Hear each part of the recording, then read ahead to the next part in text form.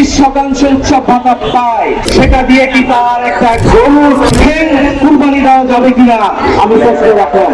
আমাদের দাবি যদি অযৌক্তিক হয় আপনারা মানবেন না।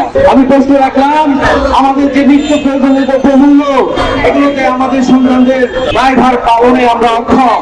আমাদের দাবি যদি অযৌক্তিক হয় আপনারা মানবেন না। 25% উৎসব ভাতা পায়, সেটা দিয়ে কি তার একটা গরুর কুরবানি দেওয়া যাবে কিনা আমি প্রশ্ন রাখলাম। সরকারের কাছে আবেদন, আমরা ভাগ্যগুণে একটা যোগ্য সরকার পেয়েছি, ভাগ্যগুণে একটা সুযোগ্য সরকার পেয়েছি। এই সরকার অবশ্যই আমাদের দাবি মেনে নেবে। আপনার বাসায়ও একজন শিক্ষক, আপনার সন্তান শিক্ষক হতে পারে। কিন্তু হয়ে আপনার সন্তানকে যখন দেখবেন যে আপনার সন্তান আপনার জন্য তার যথাযথ দায়িত্ব পালন করতে পারছেন না, তখনও আপনি বুঝছেন। আমি প্রশ্ন রাখলাম, আমাদের যে নিত্য প্রয়োজনীয় দ্রব্যমূল্য এগুলোতে আমাদের সন্তানদের দায়ভার পালনে আমরা অক্ষম। আমার দাবি একটাই, আমাদের দাবি যদি অযৌক্তিক হয় আপনারা মানবেন না। আপনার বাসায়ও একজন শিক্ষক, আপনার সন্তান শিক্ষক হতে পারে।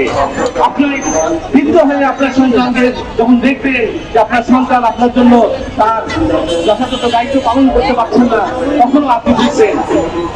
আমি সংক্ষিপ্ত বক্তব্য রাখবো। আমি চাই এটা আপনারা দেখবেন। সুশীল সমাজের কাছে আমার আবেদন, সরকারের কাছে আবেদন, আমরা ভাগ্যগুণে একটা যোগ্য সরকার পেয়েছি, ভাগ্যগুণে একটা সুযোগ্য সরকার পেয়েছি।